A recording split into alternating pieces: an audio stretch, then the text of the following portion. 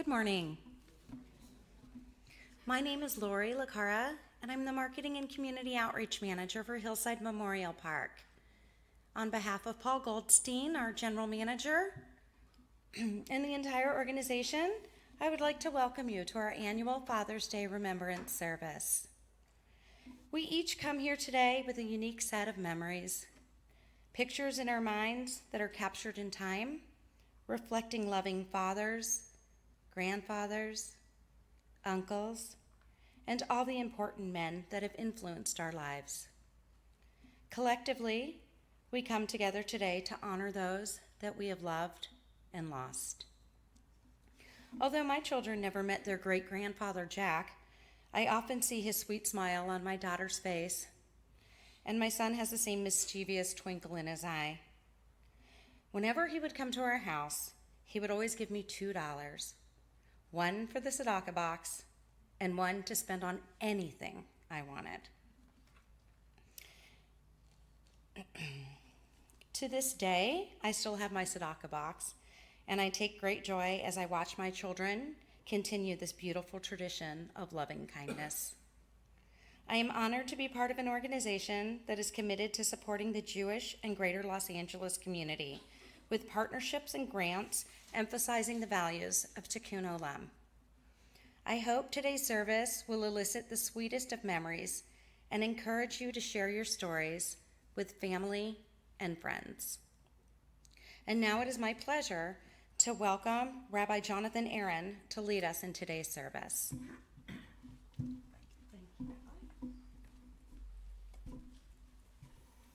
Good morning, everyone. Today, all across the country, people are celebrating with their fathers. Some are celebrating with breakfast in bed. Part of me would have liked that this morning. Or brunch with the family, or others are going to the beach or to a concert or to a museum. To those whose father is no longer alive, but yearn to take the time to remember and honor him, we have this ceremony for all of us.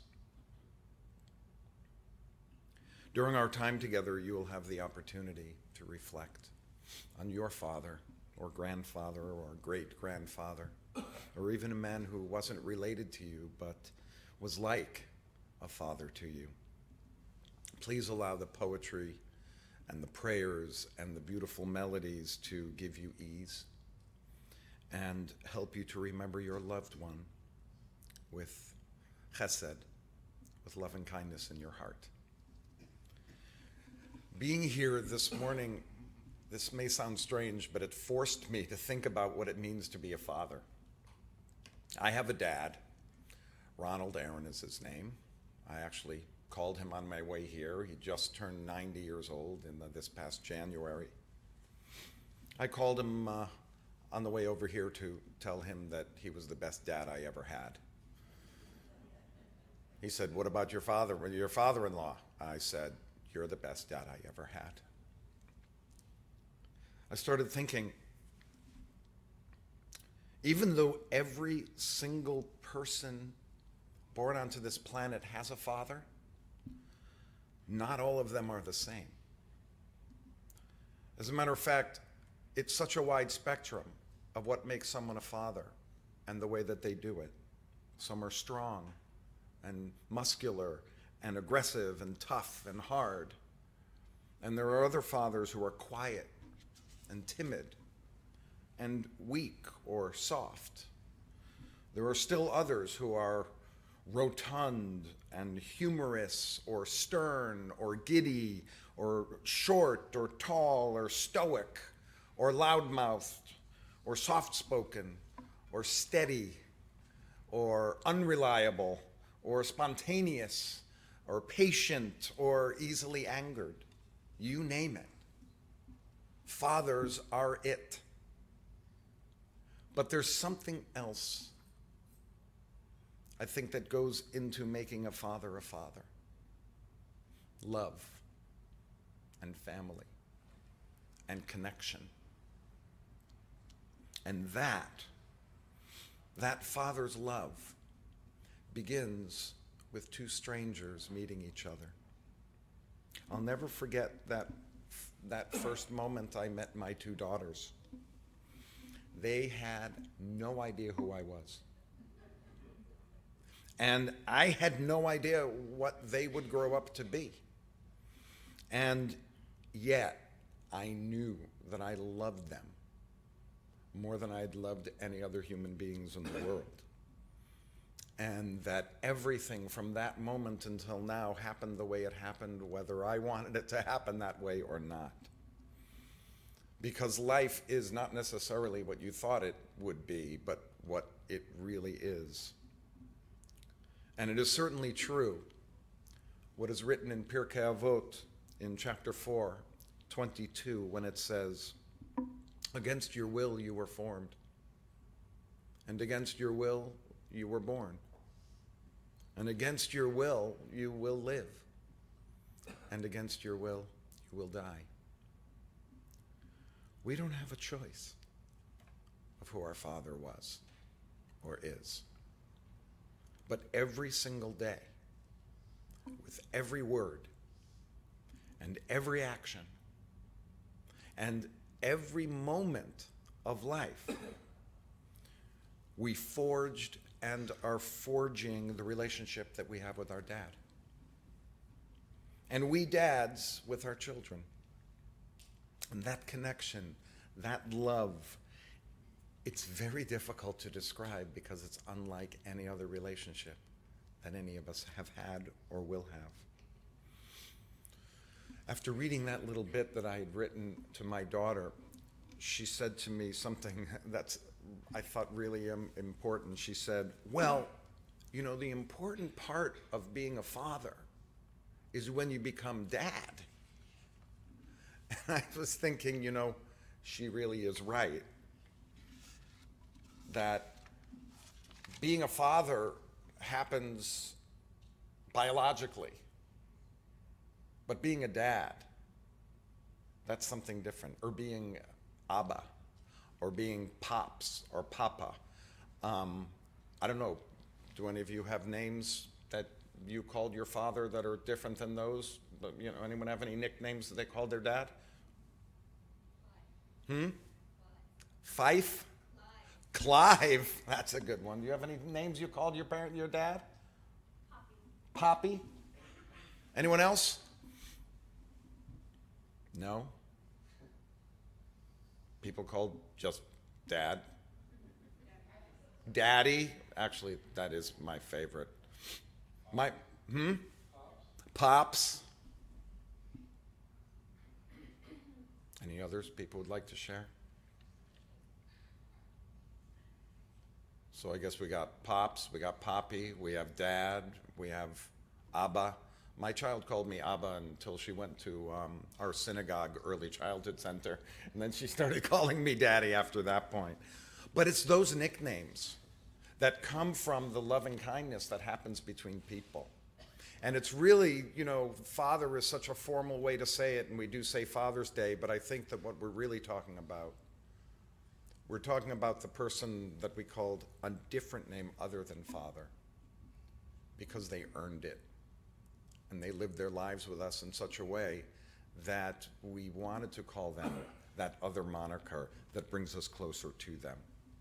And I think that's what this day really is.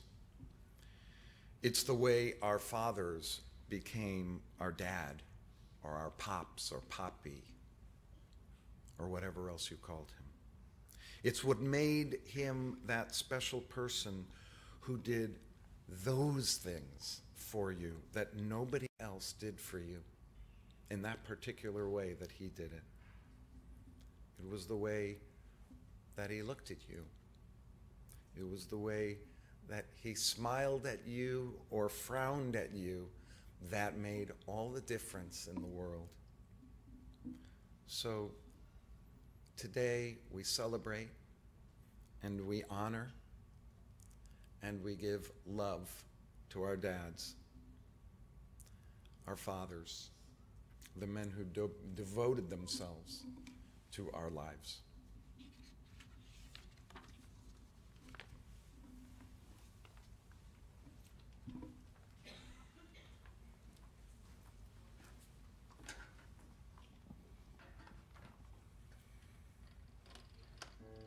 Bible, there is a story of Abraham and Isaac. It's a difficult story. It's a test of faith. This song, Come Angel Come, pleading for the angel to come, is a modern midrash on the binding of Isaac.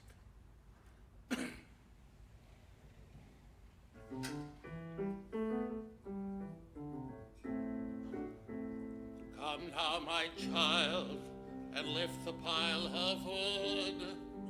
I'll bring the fire, and I will bring the knife as well. The fruit is ripe, the meat is sweet and good. Come climb the mountain, child, and we shall say farewell. Yes, here I come, Papa. The sticks have cut my back. The road is dust, Papa. My throat is parched and cracked. Give me your hand, Papa. Don't let me fall below. Papa, I'm scared, Papa. Papa, don't let me go.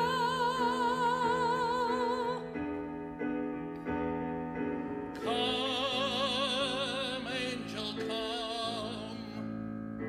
Come, angel, come. Please stay his hand, angel, don't be late. They're almost there, it's almost done. Go stop them now. Come, angel, come. Come, angel, come. It's quiet here. I smell the open sea. Where must we go? Is there another road to climb? Just one last push will reach the Mount of God. It's there where my blood, my father sprayed in his time. I understand, Papa. Wait one brief moment more to watch the final sun move through its evening door. Please give me strength, my Lord. Don't let my weapon shine. If it were mine to choose, I'd choose myself to die. Come, angel, come. Come, angel, come. Please stay his hand, angel, don't be late. It's almost done. He's almost gone. Quick, change their fate. Come, angel, come.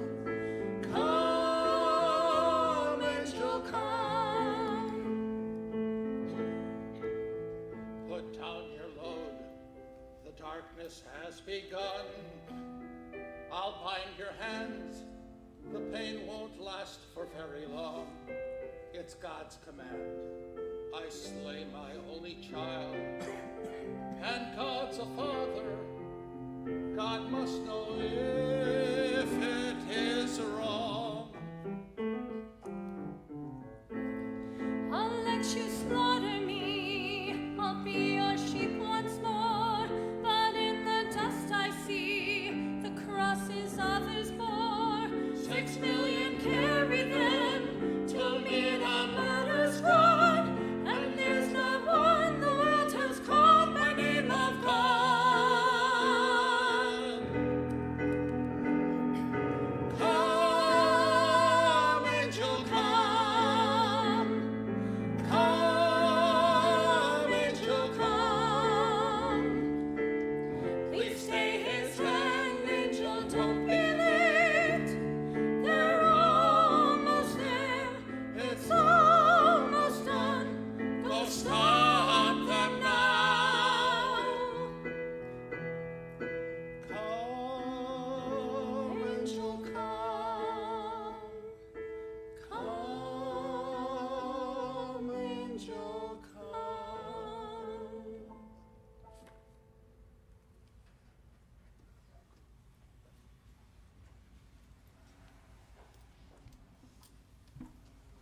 We turn now to words from our tradition on page 14 in our booklets. I'd love for us to read together Psalm 23.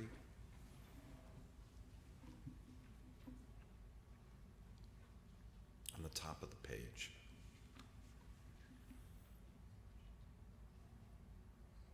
Together. Adonai is my shepherd, I shall not want. God makes me lie down in green pastures, leads me beside still waters, and restores my soul. You lead me in right paths for the sake of your name. Even when I walk in the valley of the shadow of death, I shall fear no evil, for you are with me. Your rod and your staff, they comfort me. You have set a table before me in the presence of my enemies. You have anointed my head with oil. My cup overflows.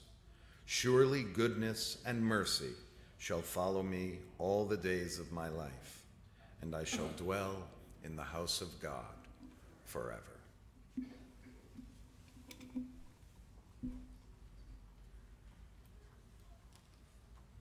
From the book of Jeremiah and the Rosh Hashanah Musaf service comes another song about a father. The father is saying, Ephraim is my dear son, my beloved child, and as often as I speak of him, I remember him fondly. This is by, the music is by A.B. Rosenberg and the Dveikus Band.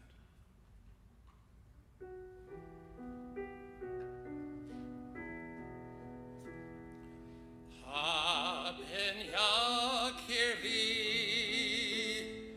Yakiri Ephraim, Im Yeled Shashuim, Shashuim.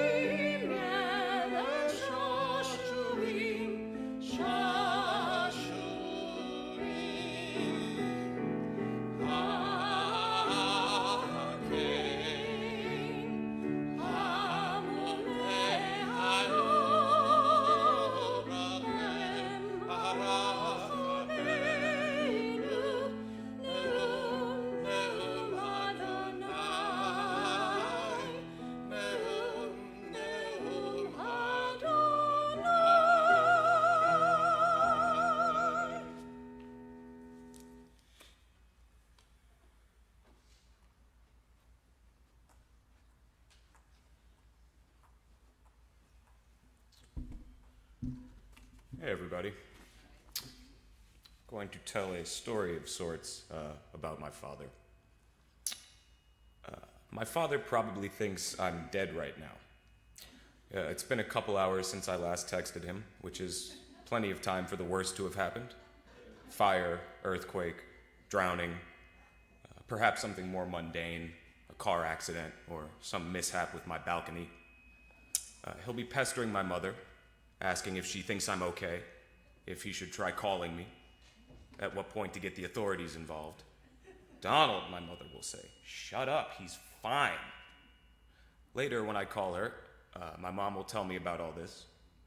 She'll say, your father is insane. and I'll agree with her. And she'll pass the phone to my dad, and I'll call him a lunatic, and he'll laugh.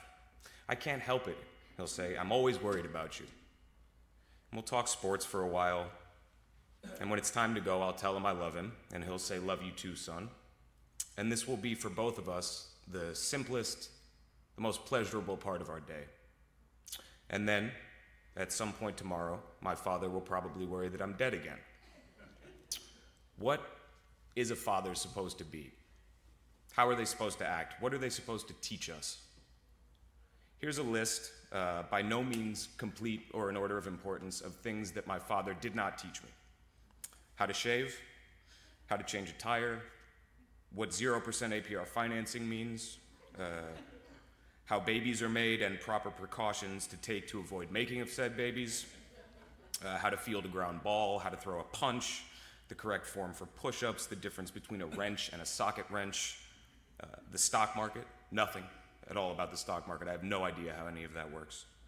So it's possible that with a different kind of father, I would stand before you today as a former college baseball standout, known for his fielding prowess, now made rich thanks to savvy investments in blue chip stocks, soon to depart after this speech in a big truck with manual transmission, later to knock someone entirely unconscious, they'll deserve it, of course, with a crisp, perfect punch, and return home to do some casual yard work involving heavy machinery stored in an immaculate garage.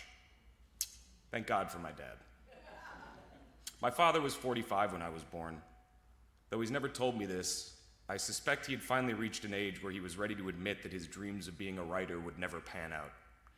He had done multiple stints in Los Angeles, written screenplays that were nearly produced, novels that were nearly published, one episode of Gunsmoke that made it to air, the one where Clevis stumbles across a gold mine that turns out to be fool's gold. He and my mother moved back to St. Louis, where my father took over his father's women's clothing store, The Famous. And I remember being in that store when I was very young and looking down onto the sales floor, deeply proud that my dad was in charge of this sprawling room with all its colors and bodies and moving parts. When The Famous went out of business, my father got a job at the Big and Tall store at the mall, and then as a courier, during which time he grew a beard to offset the absurdity of his bright red uniform, and then finally as a flooring specialist at my uncle's carpet store, where he still works today. All of which is to say, my father was a brilliant writer who didn't quite make it, and he's worked a long series of jobs he never wanted, and at 77 years old, he still goes into Carpet for Less 6 days a week, where I'm not convinced he knows a single thing about flooring, despite his title, and I've never once heard him complain. And I don't mean that in the gritty way you might imagine, some coal-caked miner dragging himself home, collapsing to bed in silence, and hauling off the next morning for a day of stoic suffering. My father's happy because he has my mother and he has me, and there's nothing else in this world he wants. And I believe there is a great nobility in that kind of contentment. So nobility. Perhaps this is what our fathers are supposed to teach us, how to approach our lives with nobility. Which leads me to my father's underwear, white briefs, fruit of the loom. The elastic is limp, the backside droops, there are holes in all the wrong places. And my father, as fathers do, enjoys walking around the house in his underwear. And why not? If he's earned anything, certainly he's earned that small luxury. And it was a sight as familiar to me as my own reflection, my dad wandering into the kitchen in his underwear and grabbing a handful of chocolate-covered raisins. Senior year of high school, I began dating this beautiful girl. And one night when we were supposed to be out seeing a movie, we decided instead to just go to my house, sit in the kitchen and talk and make out. It was late. My parents would be asleep and no one would bother us. I didn't consider my father's penchant for midnight trips to the kitchen until it was too late. He rounded the corner and made some grunt of surprise. Oop, or oop. My girlfriend looked up and there he was, shirtless and resplendent in those Fruit of the Looms, already backpedaling, not nearly fast enough. Hi, Mr. Koplowitz, my girlfriend said, sunny and polite as ever. Hello, my father said, sorry, scampering back to the safety of the hallway like some animal startled from its feeding. He's nice, my girlfriend said, but her eyes betrayed her. She had seen things she was never meant to see. To this day, the underwear incident lives on in family lore. And my father, since that fateful night, has been far more reticent to prowl the house in his tighty-whities, but he bears this humiliation with the right formula of good humor and fatherly deprecation. I'm having friends over tonight. I'll say, put some pants on. Yeah. He'll say, I don't want anyone else to go through that horror show. And here, too, is a warped and wondrous nobility. Our fathers are many things. Some of us wish they could be more. But to others, and I include myself here, they are all things, everything. They are the points by which we orient ourselves, stars and guideposts, maps and stories, sheltering sky, steadfast earth. They show us a way to be, and we take from their example what we need when we need it. We are forever in their debt, and they would never ask of us repayment. So, my father is an incorrigible worrier, a carpet salesman, a guy who needs new underwear. But within those things, he is a dad who loves me unfailingly, a man who finds satisfaction in his days, and someone who can laugh at himself in the face of goofy indignities. And ultimately, when I think of my father, and when I think of what a father should be, I think of kindness, the nobility of kindness, because my father is a truly kind man. He wants the best for everyone. Good meals, friendly pets, loving families, peaceful days, happy endings, contentment. He wants those things for me most of all, but he wants them for you too. And for no reason other than that you're here, alive, going through it. For no real reason, my father wishes the best for you. We honor our fathers not through grand gestures or that stale belief that each generation must surpass the one that came before it. We honor them by navigating our lives with kindness and with nobility, and we do what we can to pass that down. And if we are successful, even in just the smallest ways, our fathers live forever. So I wish everyone the very best today and all days. Now, if you'll excuse me, I have to go call my dad and let him know I haven't been savagely attacked by a mountain lion or whatever nonsense he's worried about today. Thank you.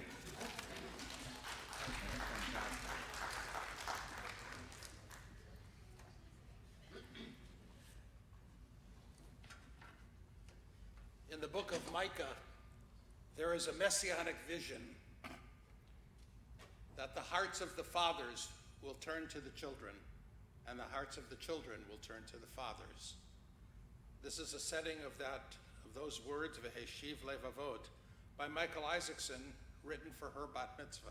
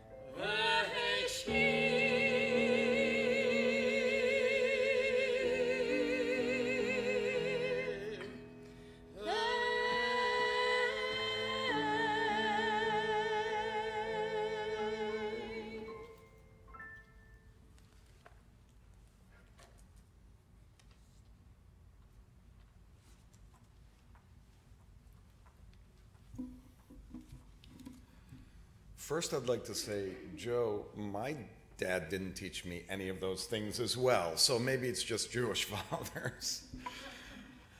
I thought it would be nice to have a woman's voice about her father. This is a poem called My Dad by Vicky Fry. If I could write a story, it would be the greatest ever told. I'd write about my daddy, for he had a heart of gold. My dad, he was no hero known around this world. He was everything to me, for I was his baby girl. I'd write about the lessons. He taught me right from wrong. He instilled in me the values that one day I'd be strong. He taught me to face my fears, take each day as it comes, for there are things we can't change. He would say, what's done is done. He would say, hold your head up high, carry yourself with pride. Thanks to him, I am somebody. I will never run and hide. If I could write a story, it would be the greatest ever told. I'd write about my daddy, for he had a heart of gold.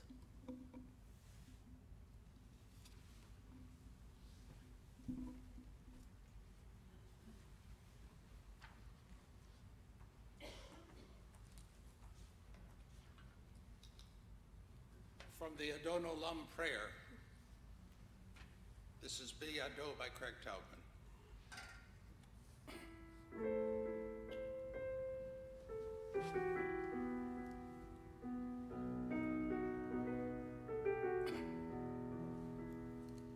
Bi Ado Havkid Ruchi Be'et Ishan Ve'aina Ve'im Ruchi Geviati Adonai li v'lo ira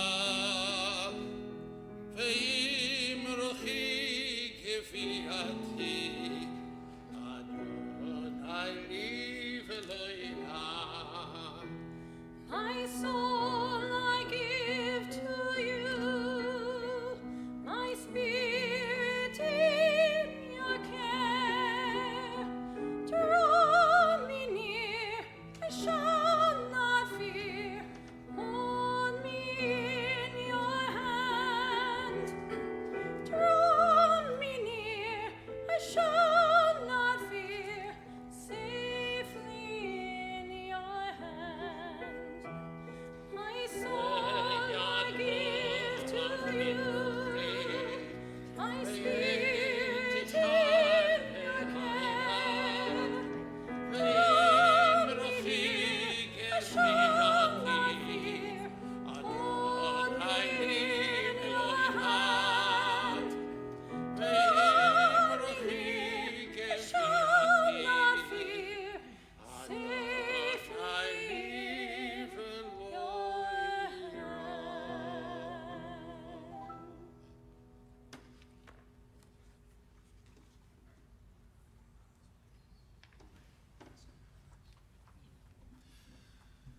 Please rise for El Malei Rachamim as we remember all of our fathers.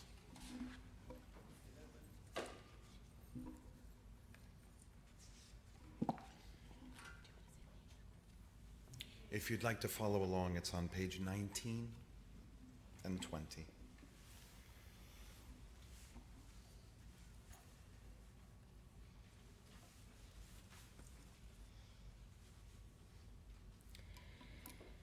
El Malei Rachamim, Shochein Bamramim,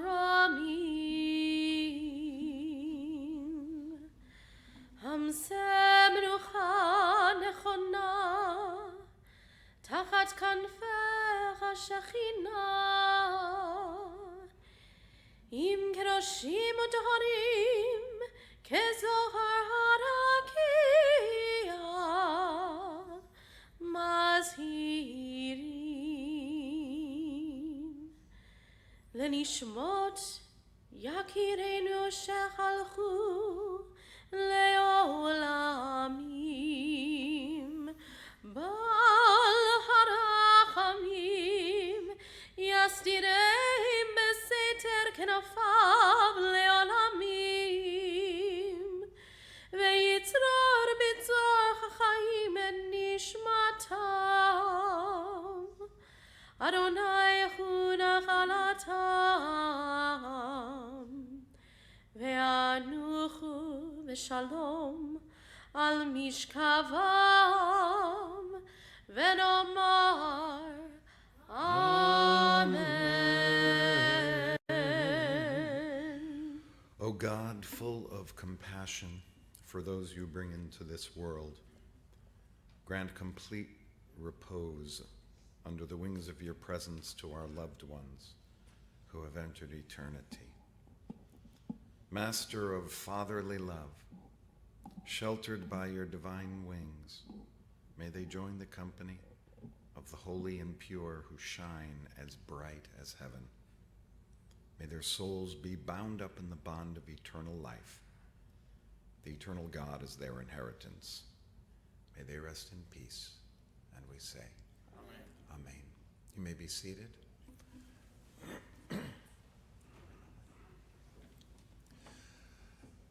There is a poem called We Remember that is in many Sidurim, and there's a beautiful melody that was written this past year by Rabbis Ken Chasen and Yoshi Zweibeck, and we'd like to share that melody with you.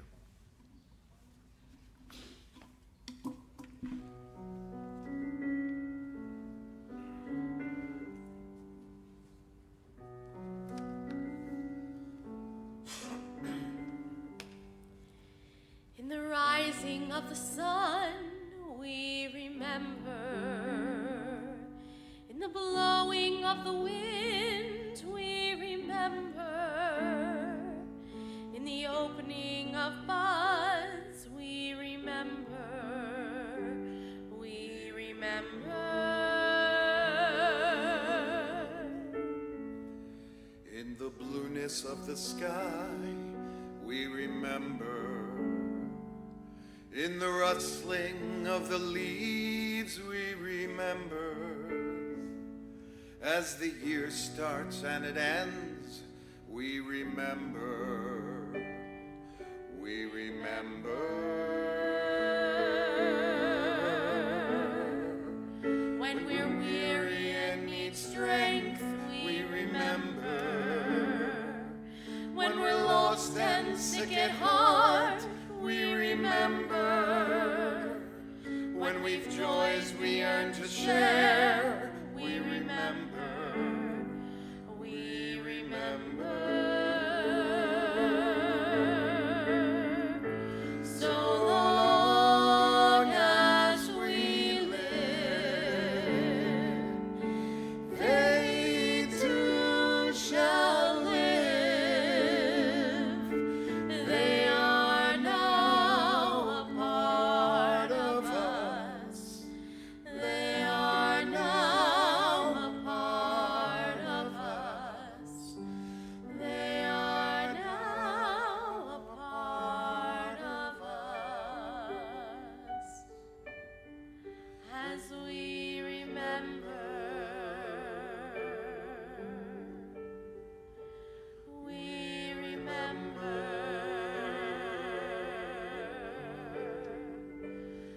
We remember.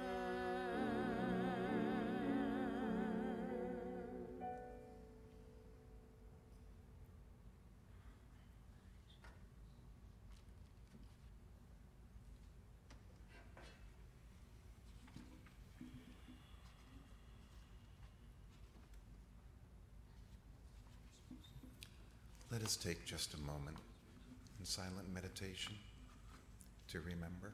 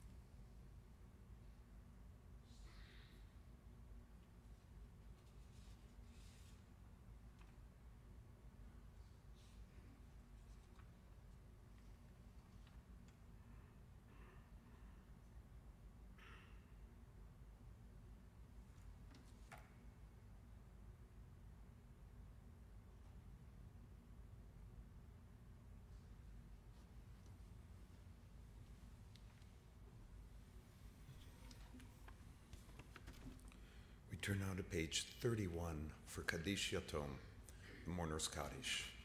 Please rise.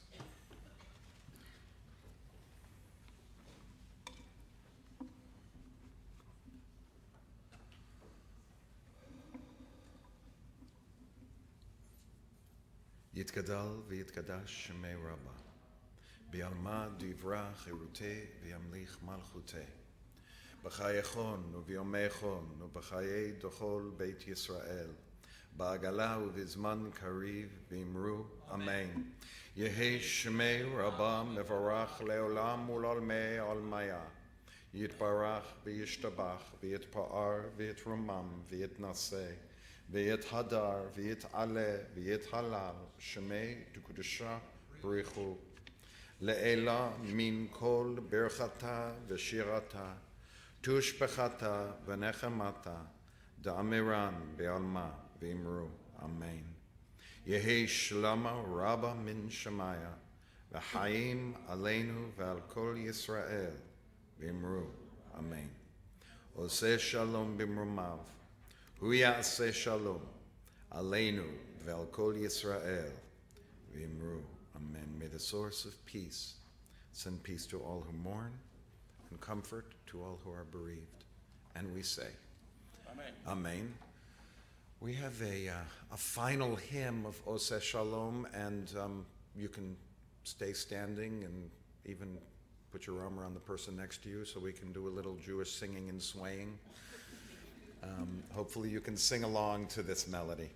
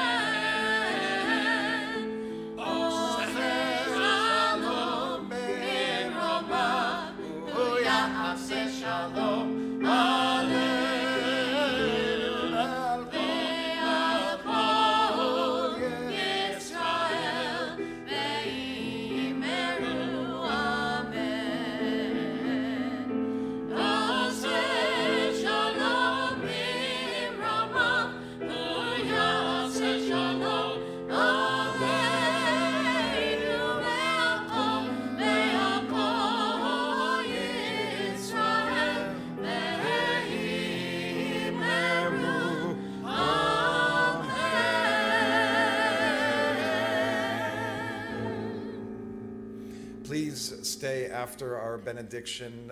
Join us for some refreshments so that we can meet each other and talk. May we all be blessed and protected as we leave here today. May we keep the memory of our beloved fathers in our hearts, and may that memory give us warm feelings of life and strengthen us. Just as they were with us in our lives, may the memory of those moments carry us to live our lives to their fullest and fill us with light and peace. Amen. Amen. Thank you for joining us.